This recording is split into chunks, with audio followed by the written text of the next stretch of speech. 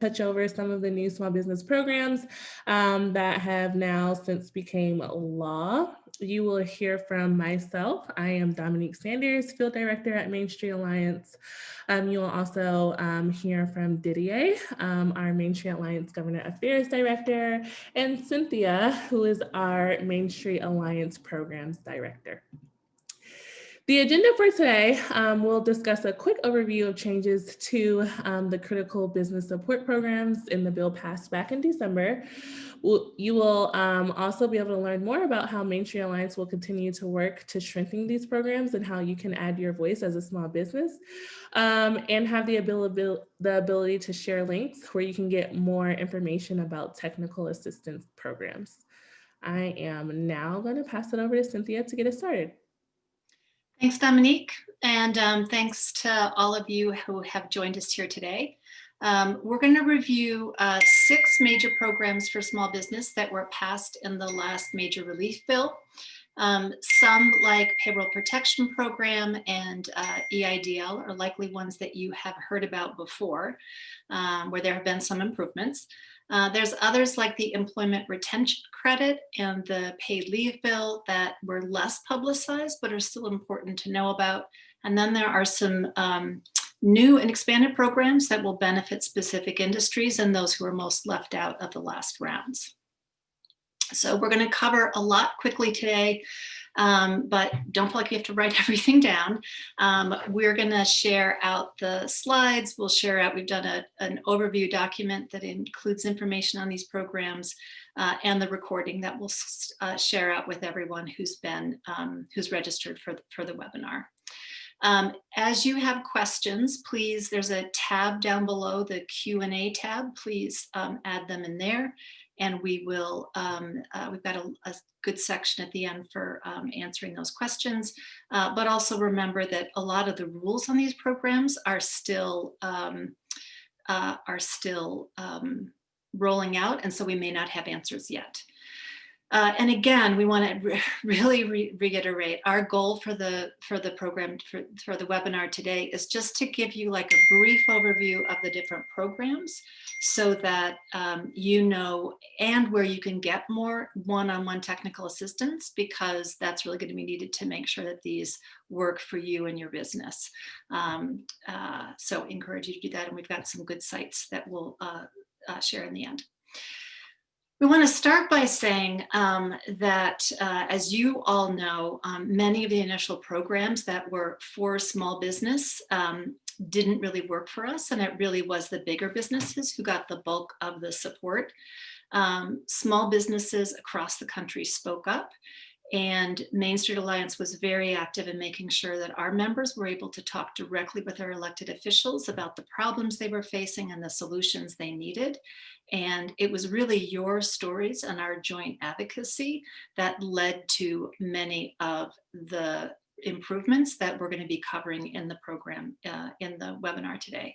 That said, still, critical time for small business, way more needs to get done. And at the end of the webinar, we will share what else we're bringing as small business priorities to the Biden administration and how you can get involved in our efforts. Okay, let's dive into the programs here. All right, Payroll Protection Program.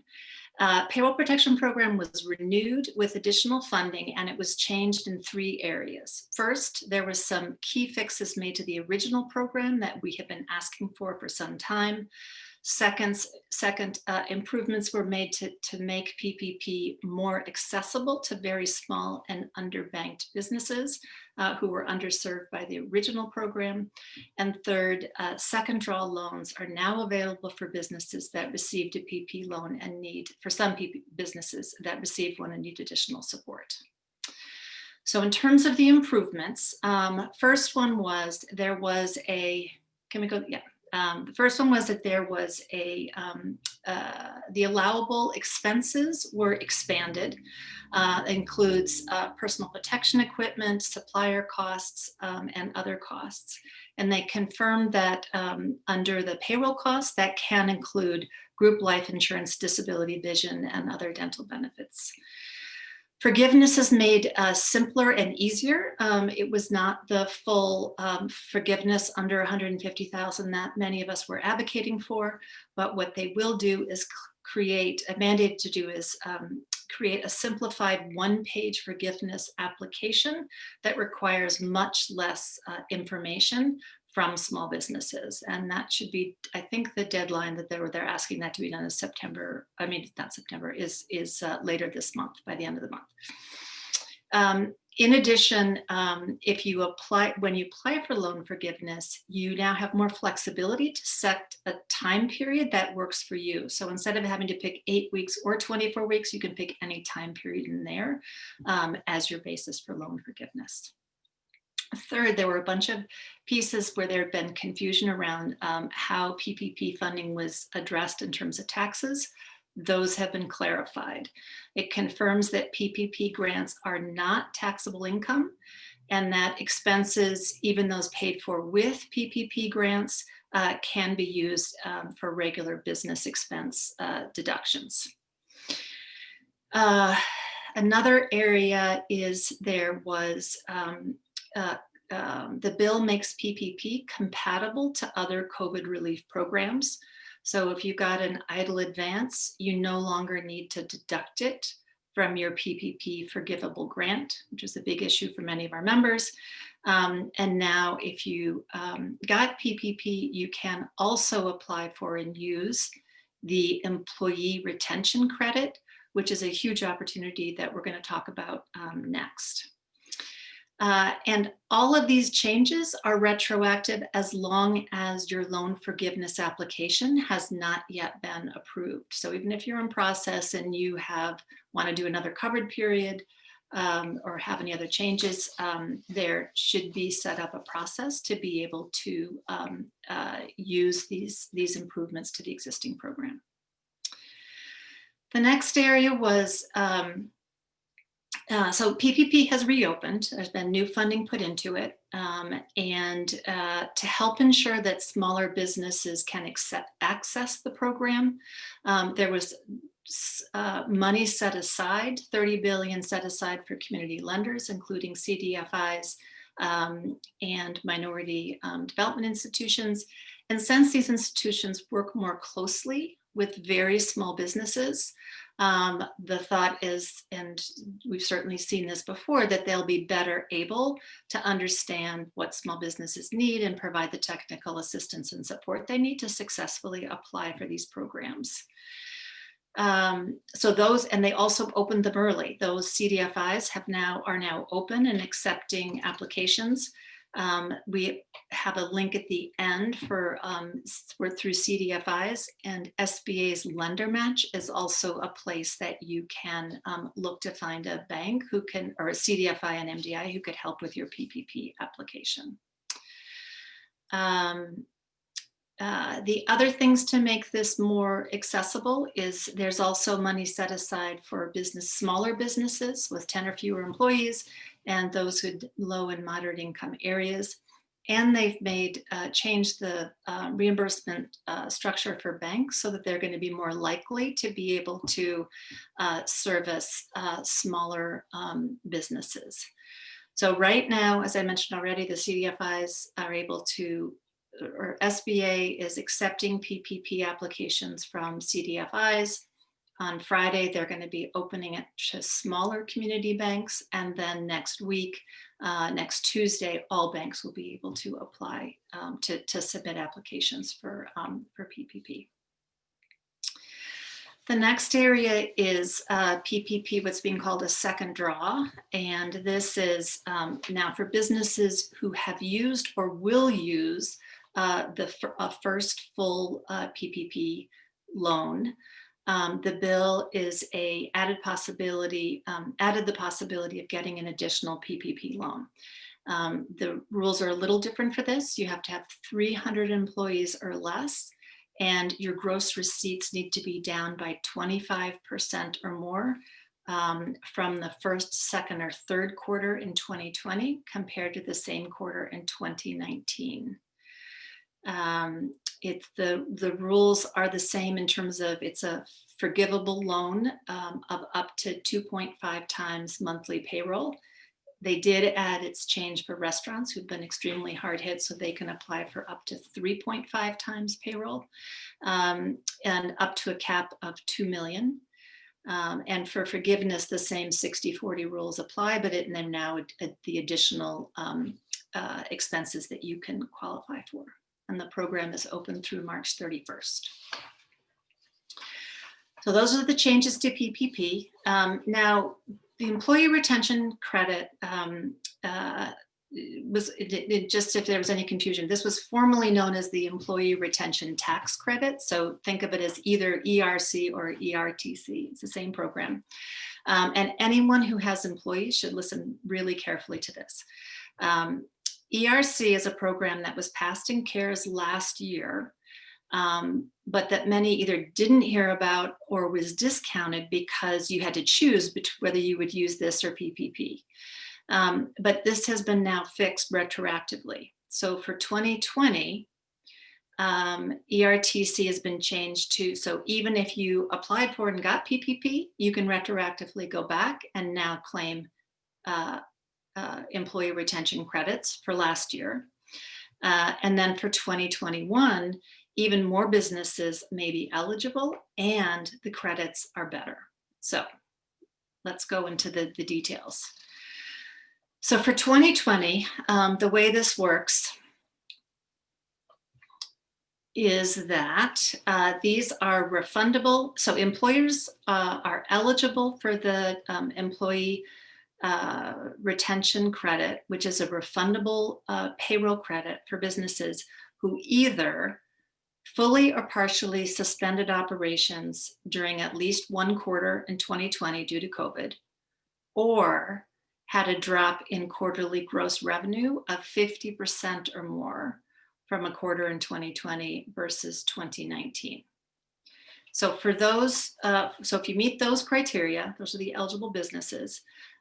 For those with under 100 employees, you are able to apply for a credit of 50% of qualifying wages up to $10,000 per employee for the year. Slightly different for employers who have larger employees who are above 100, they can only apply for the credit for the employees, that should be for the employees they paid while furloughed. These credits can be claimed retroactively. And it's complementary with PPP. You can't use the exact same wages, but I think you just have to, pick a different employee wage period or time period to be able to claim this. And it's a very simple form through the IRS that you can use. They will be issuing new forms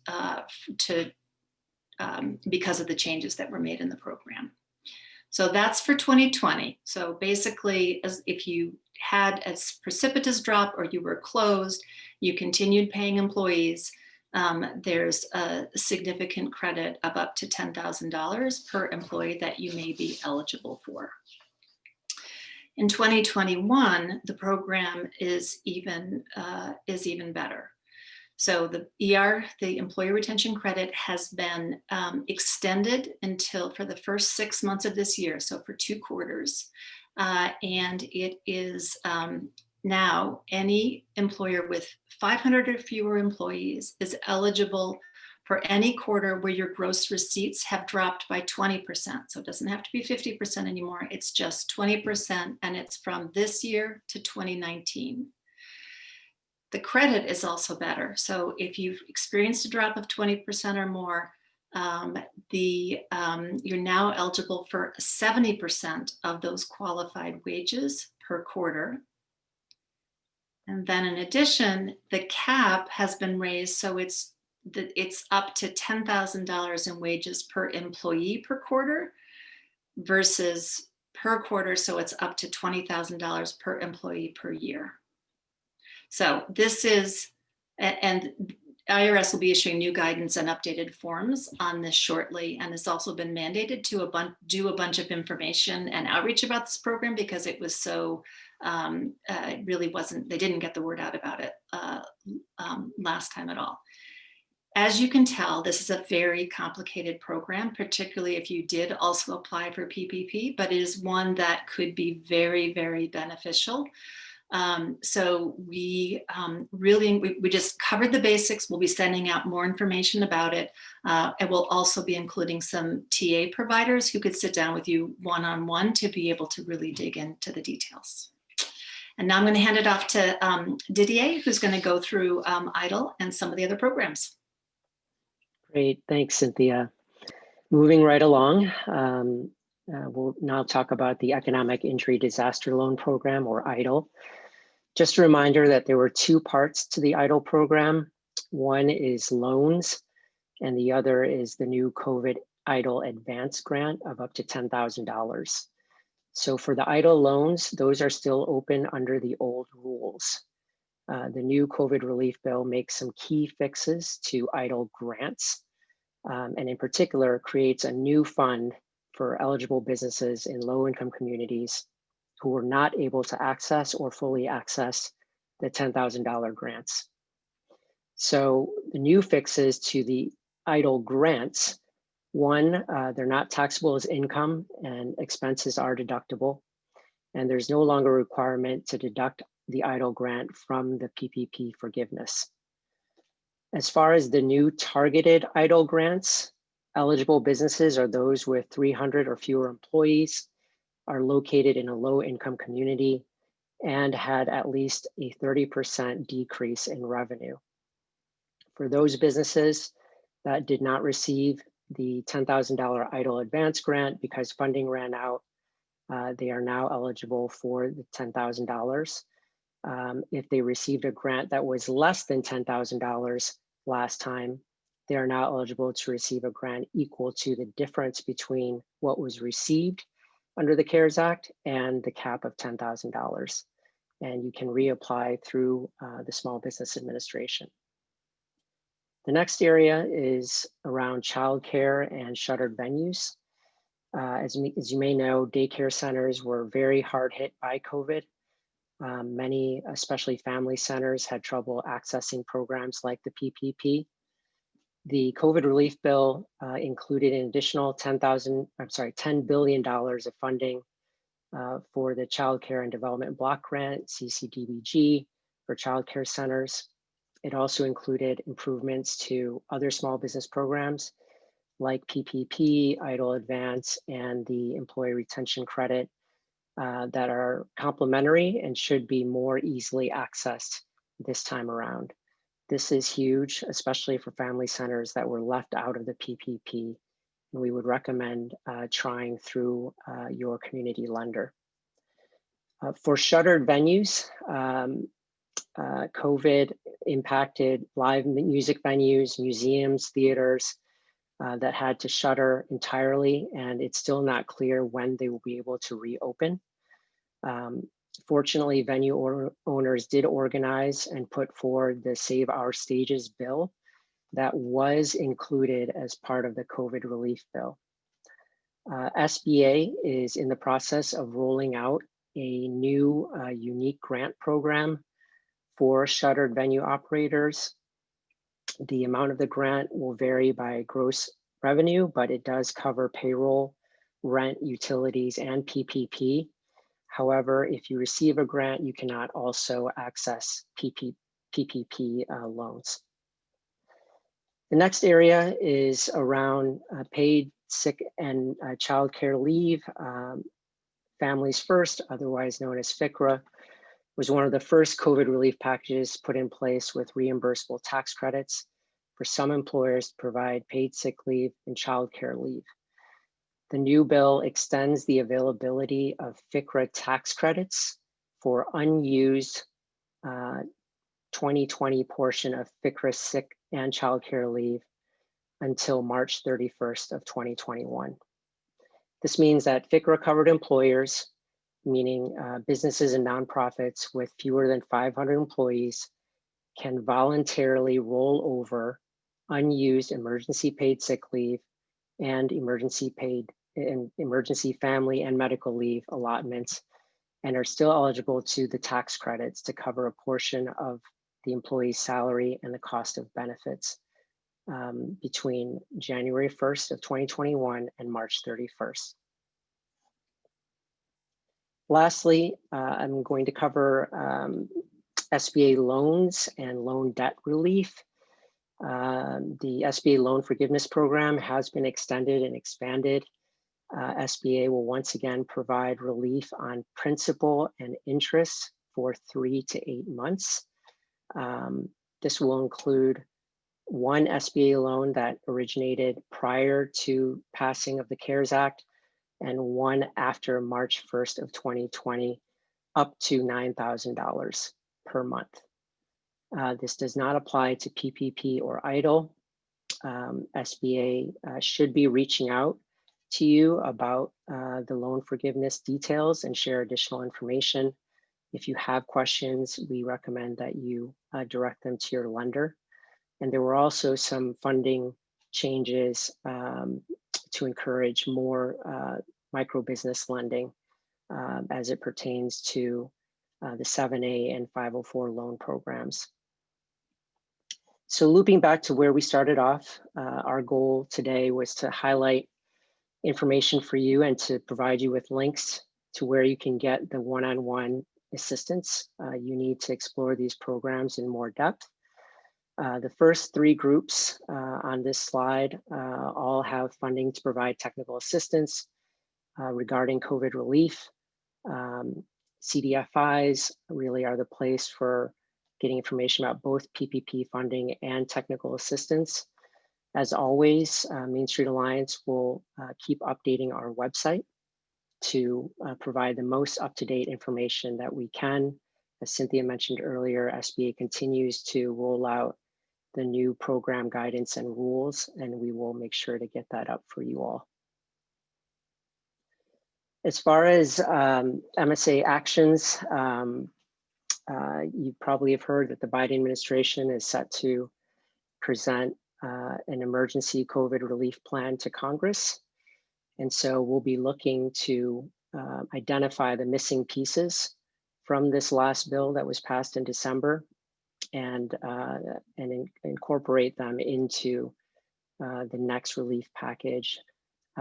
Items like more direct grants, additional support for non-payroll expenses, EIDL loan forgiveness, and expansion of paid family leave. And with that, I will turn it back over to Dominique. Thank you, Cynthia and Didier, for all that wonderful information and really diving into that bill. And so we are in a time of expansion here at Main Street Alliance. It's super exciting the way we're engaging small businesses across the country. We have engaged over 30,000 small business owners. We have several active state chapters, and we're launching a new distributed organizing program where we will be engaging with small businesses across the country to continue to advocate on behalf of small business owners. And your voice is what really matters in pushing Main Street Alliance's vision forward. There are several ways to get involved with Main Street Alliance and be plugged into your local network. If you go to mainstreetalliance.org, which is our website /get involved, there are different things that you can do. We have meetings coming up with members of Congress. Sharing stories is always super important. So that way your representatives get to hear true small business stories from true small business owners. You can join your local MSA network, share information, and invite other small businesses to join Main Street Alliance. And just continue the conversation. And so that link should be in the chat for you all to click, give us your info, and we'll definitely reach out about sharing your story and being plugged into our work. Here are some of our social media handles. Again, Small Business Voices, you all do make a difference. And so be sure, whatever social media that you are the most active on, to follow us on Twitter, Facebook, and or Instagram. Follow, comment, share, and repost. And now we will open it up for questions. Sarah? Thanks, Dominique. Thanks everyone for submitting their questions. We will try and get through as many as possible, but of course, you know, these are all very complicated programs. And so if we don't get to your question, we'll be sure to note those and make sure that we're able to connect with you afterwards as well. A few questions, you know, we'll try and bridge some of the topics together. And I'll try and prioritize questions that weren't brought up during the presentation first, and then we'll get to some questions that may just need a little bit of clarification.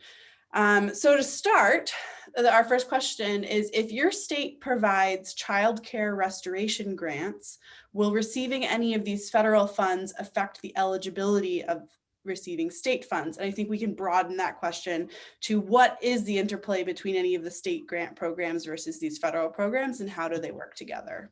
Yep.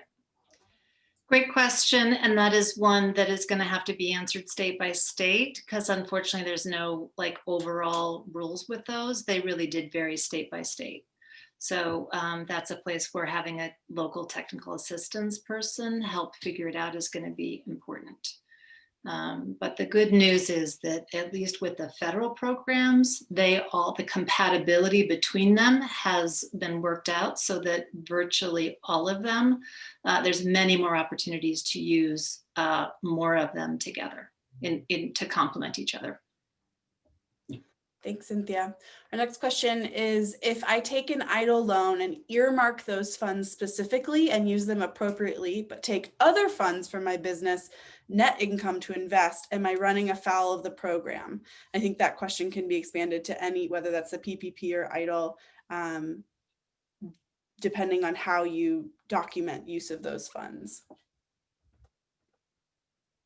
So the main issue that was raised with EIDL was that, because there's EIDL loans, but there was a difference between the EIDL loan and the $10,000 advance grant. And where there was the major issue was that if you got the EIDL advance grant, that then needed to be deducted from your PPP loan, and that's no longer the case. So that's been fixed. And for EIDL, I don't think that's a problem. I mean, EIDL loans, the loan program itself didn't have any incompatibility with other programs. It was just the grant portion of it. And then sort of a follow-up on that, if because of that initial thinking that they didn't work well together, can I reapply and reopen my original application and apply again now that they do work together? So EIDL grants are open, but just for certain categories of folks that Didier went over and we have in the presentation notes. So yes, you can, but only if you're in certain underserved areas. Yeah, Didier, why don't you just review where you can. Yeah, low income community, 300 or fewer employees, and can demonstrate a revenue drop of at least 30%. And just to clarify, is that a 300 or demonstrating revenue or in lower income communities, or is that and you have to hit all three of those qualifications? Yes, and for all three. And the intent really was to provide targeted grants to underserved communities that weren't able to access EIDL grants the first time. Thanks. Our next question is, if I was denied for the first PPP, will I be considered for this one? So I think I do not know. I would say that going through visiting a community lender or a CDFI who may be better able to present your information is worthwhile to do. Because I think that I saw another questioner, we've heard like lots of people who like they ended up getting less, and you know, they did not have good advice about what to put in for and how to present your information. So I think working with someone who's used to working with smaller businesses absolutely makes sense to take the effort to do again. If my loan forgiveness has not been approved yet, will I still be able to apply for a second round of PPP? I think we will need to, well, the legislation that was passed said that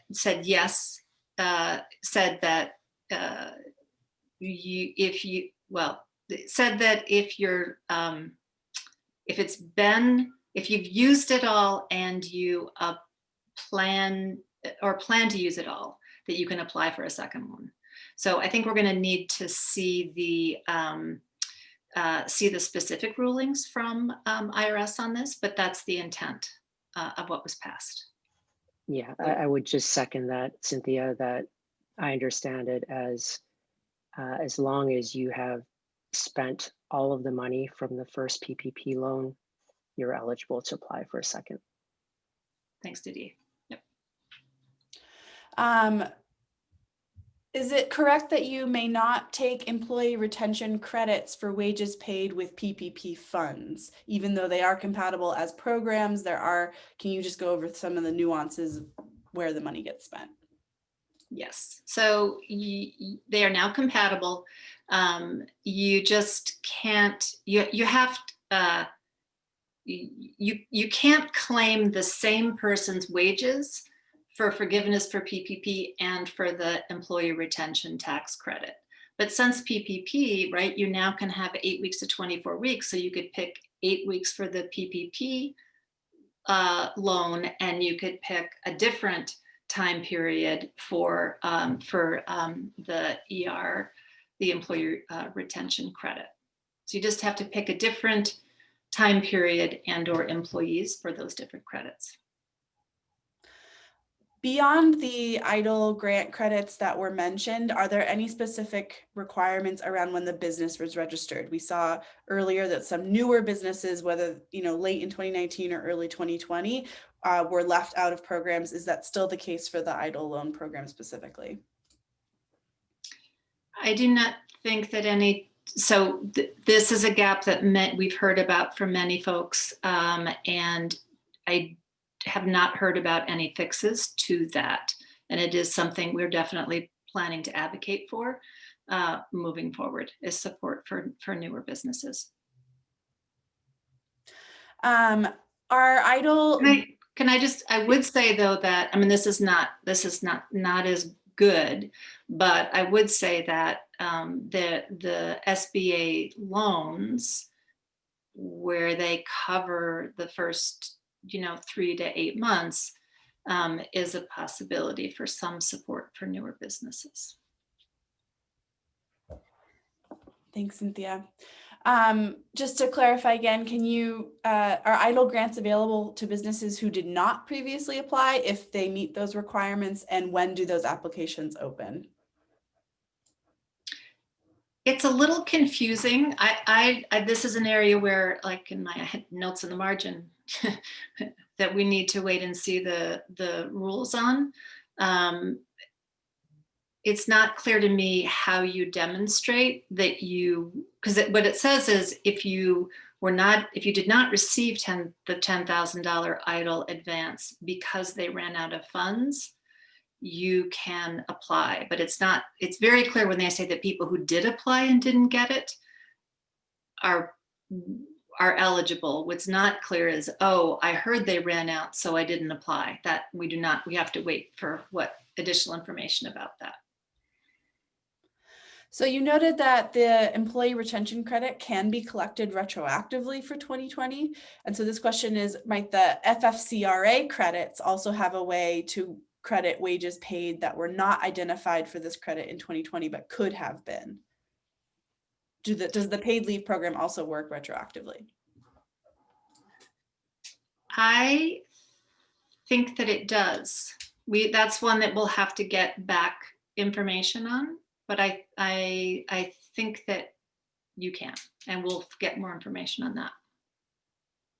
When calculating the average monthly payroll costs for 2020 for the second draw of PPP loan, is it the average for the quarter that is used to show the 25% decrease, or is it the average of the payroll costs for the entire year? I think we need to wait for a detailed information, unless Didier, you know that question. Yeah, I think we need to wait for detailed information on how they're going to set up the second draw loans. Great. So we have a question. Someone who's on the board of a daycare and preschool, they received a PPP and have now applied for a second one, but what's the best place for them and others to look for programs in this bill that they might qualify for? We will send out we've tried to put together in one place a comprehensive list of all the different programs and links to watch for additional information. So we have that. We'll also send out one that was done by one of the Senate offices that has some good information. And then again, the score being able to, I think almost everybody needs individualized attention about these programs. The one thing I would say is bring probably the sheet from the Senate office with you, because one of the things that we found last time is that many of our business owners were better informed about the programs than some of the technical assistants and certainly the bankers were. And it may require saying, look at this. No, look here. It does say that we should be eligible for this. So some of that advocacy may be needed as well. Can a sole proprietor apply for a first draw of the PPP program if they have been drawing the PUA, which is the unemployment assistance? I think for first draw in, if they meet the other requirements, the sole proprietors are still eligible for the renewed PPP. And I just, again, this would be one where you need to consult a specialist to answer those specific questions. When applying for a second PPP draw, do we need to choose a different quarter from 2020, Q1, 2, or 3, to compare to the same quarter in 2019 versus the time period we used for our first draw? That will be something we have to look for in the IRS rules. All right. Do you have any more details on the process for retroactively going back and applying for the 2020 employee retention credit? No more than we have shared. We will keep you updated on it. In the material we'll send out, there's a couple really good articles that go through some of the choices people should be thinking about, and we'll include links to those as well. If we have already received forgiveness for PPP, do we still need to repay the amount of the EIDL grant we received, or is that a retroactive fix? Unfortunately, I think that is that what they're very clear about saying is that if you have not gotten forgiveness, you can apply for it. I have not seen anywhere where that can be fixed retroactively if you have already gotten your forgiveness, unfortunately. A question about the FICA federal paid leave program. It sounds like if an employee had to quarantine for 10 days in 2020, they would not be eligible if they needed to quarantine again. Is that correct? That is correct. And that's one of the things that we're going to be advocating very hard for, is to renew those caps, because so many of our members have found this to be an incredibly valuable program. So I'd say for folks who didn't know about it until now, look into the program. But yes, we'll be working hard. And I think the Biden administration has made a big commitment to paid leave. So we're hoping this is something we can renew the full emergency program early in the Biden administration will be a goal that we're both working on. So sort of, sorry, go ahead. Sarah and Cynthia, just going back to the last question, was it about the deduction of the EIDL grant from the PPP forgiveness and whether they would be repaid the amount of that deduction? Was that the question? Oh, before the paid leave question, it was Yes. if someone has already received forgiveness for their PPP, will they need to repay the amount of EIDL grant? No, can they retroactively apply for not having it be deducted? Yeah. So SBA, I understand, will be reaching out to those folks to repay the amount of the deduction. Oh. That's my understanding. So they should be contacting you. So I just wanted to clarify that. That is good news. Along the lines around paid leave, sounds like there are some good programs in this bill. Are there any major faults from the Main Street Alliance perspective on this new bill that we should be aware of and advocating for? Well, I just talked about one of them. We were very disappointed that the full paid leave, emergency paid leave, FFCRA did not get renewed, so we'll be lobbying for that. We also just think there needs to be, like, you know, there's a lot of good programs in here, but as you can see, they're not simple. So the other thing that we had lobbied hard for was additional funding for state and local governments so that they could fill up those grant funds that have been more accessible to very small businesses. So we'll continue to press for that. Didier, anything else that you would like to add to the short list of what we're working on?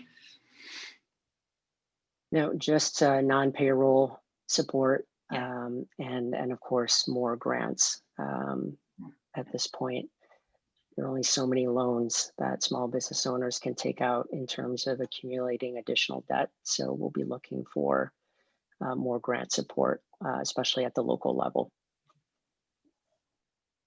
Thanks all, and of course, you know, keep an eye on your emails for action items when these moments of pressure come up.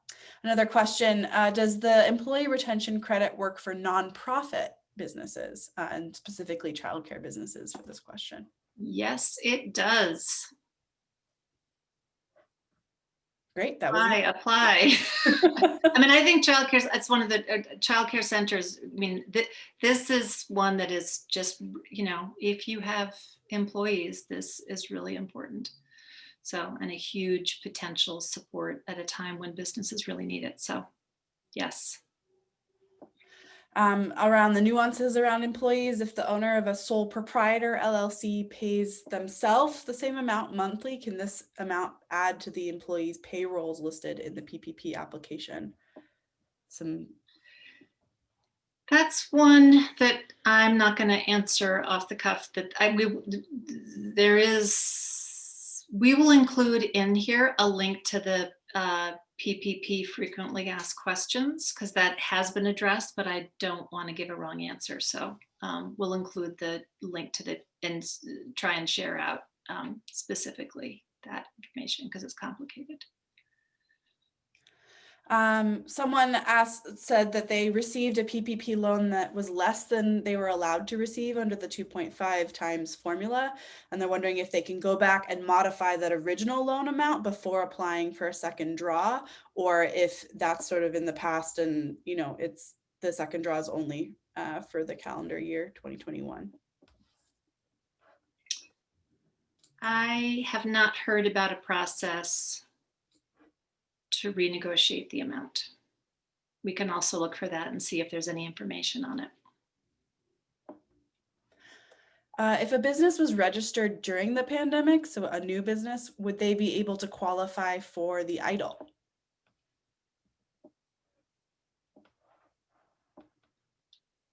Didier, do you know that one? I don't know the specific cutoff date for that, and whether it's been adjusted as part of the new bill. I think most of I mean, there are still EIDL loans available. like that portal, I went and checked, that portal is still open. For the advance ones, I think all the advance grants that they're talking about are ones who weren't eligible, like didn't get the full amount last year. So probably not if it's a new business. If you are under a partial shutdown order, do you not need to demonstrate a drop in revenue to hit the requirements for these programs? Is that an either or? So if that's for the 2020 employment retention credit, it's an or. You either have to be shut down or have the drop. And what you can apply for is slightly different under those two criteria. So when we send out the materials, look at the details of it. So it is for the employee retention credit is, you can pick, it's either one, but it does have an implication on what you can apply for.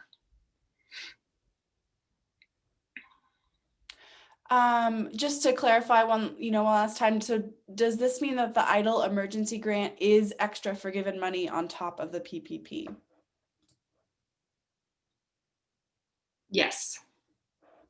When the original program was passed, there was information, but most people did not see it, saying that, like, it was thought that the original sort of advance was thought as get money in people's pockets quickly, and then they can apply for the PPP program. But then they will deduct the advance from if you go for loan forgiveness, you'll deduct that amount. Because many people didn't really understand that, because this pandemic has gone on far longer, because support is critical, you now are eligible for both of those and don't need to, if you got the advance, don't need to have that deducted from your PPP grant amount.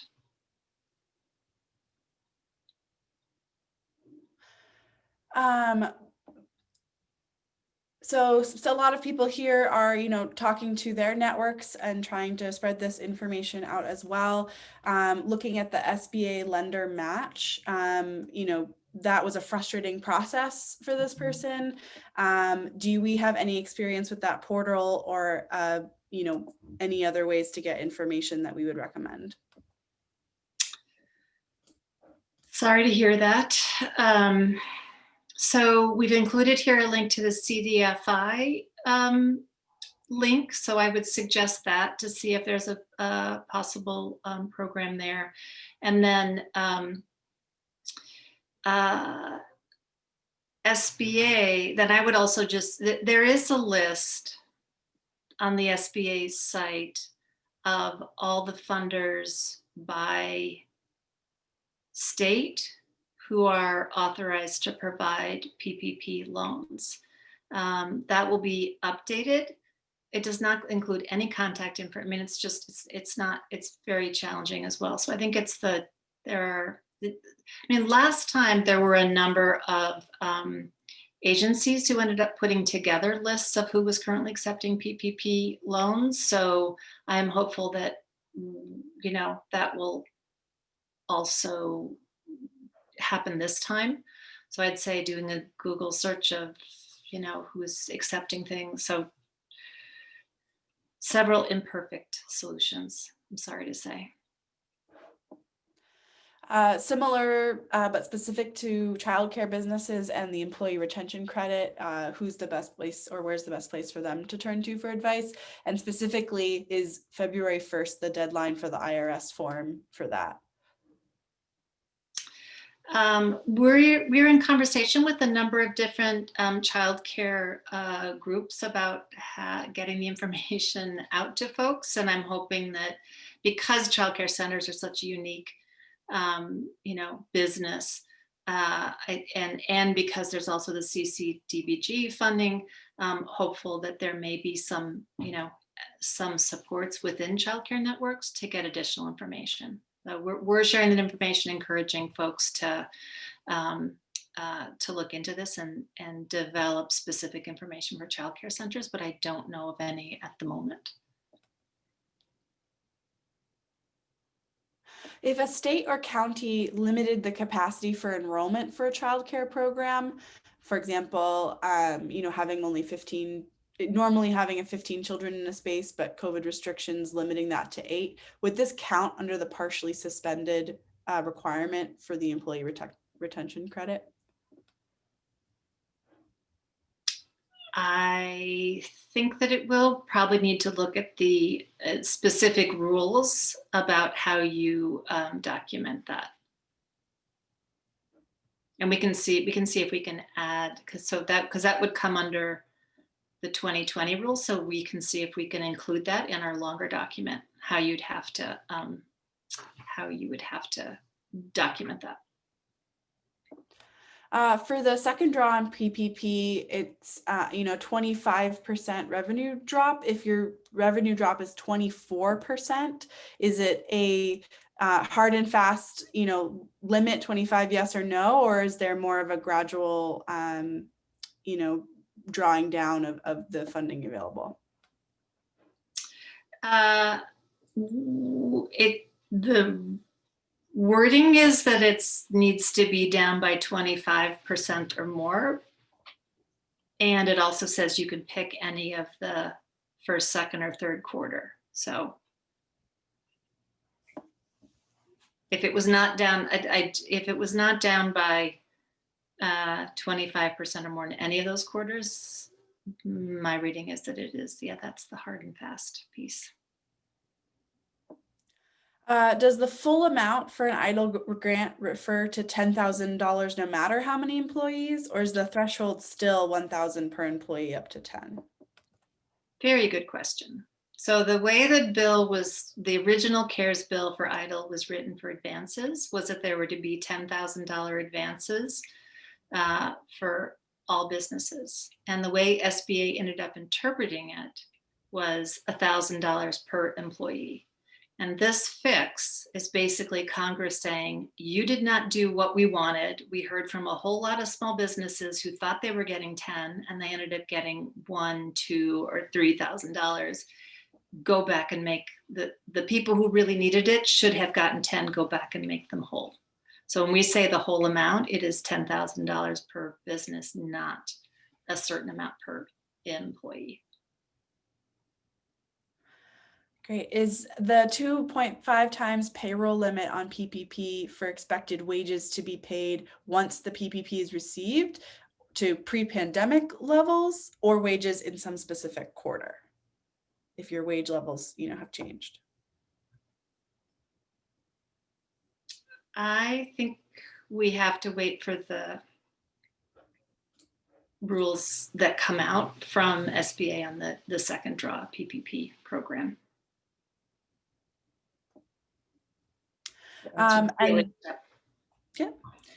absolutely. And, we'll be continuing to keep an eye on all of those rules as they come out. And so probably a good question to end on, we've reiterated a few times, but who can you contact to represent you to better reapply for PPP? And then just a note that all CDFIs are, or not all CDFIs are SBA lenders, even if, it's still worth reaching out to them as resources. Exactly. I mean, I think one of the places that we've heard good reports is with SCORE. I mean, the SCORE provides an individual person to connect with you one-on-one. And then the SBA Local Assistance Find will show up all the different programs. We've also heard great things about the women's business. Sarah, help me out here. Women's business. Resource centers? Resource centers, yes. So those are all listed in there. If you go in and just put in your area code, it will list all the different agencies that are in your area. And then for some of these, I mean, I know having a consultant or an accountant may be out of reach for many small businesses, but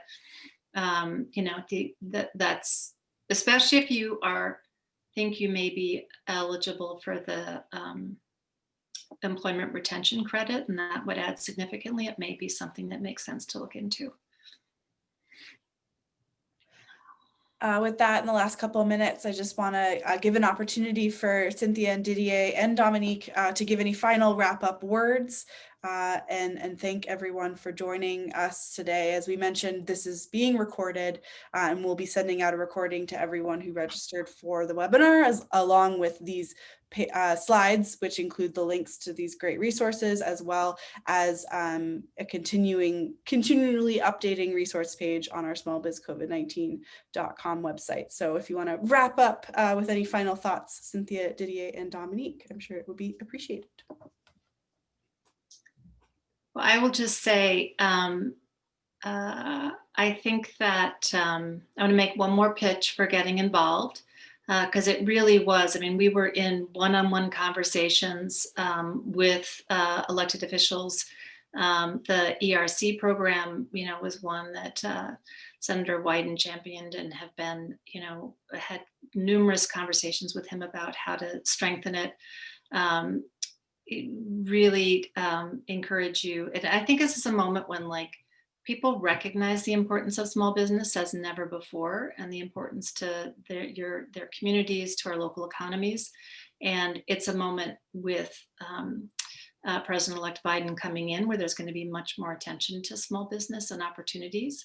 So would really encourage you to get connected with us or other groups to really push hard for the large changes that are going to be needed to save the small business economy and allow it to thrive, which is critical to our local communities. And I would just add, as a result of the Georgia runoff elections, we have several champions who have been pushing for these relief provisions in all of the relief packages since last year, who will now be taking on leadership roles in the Senate, chairing various committees of interest to Main Street Alliance and small business owners.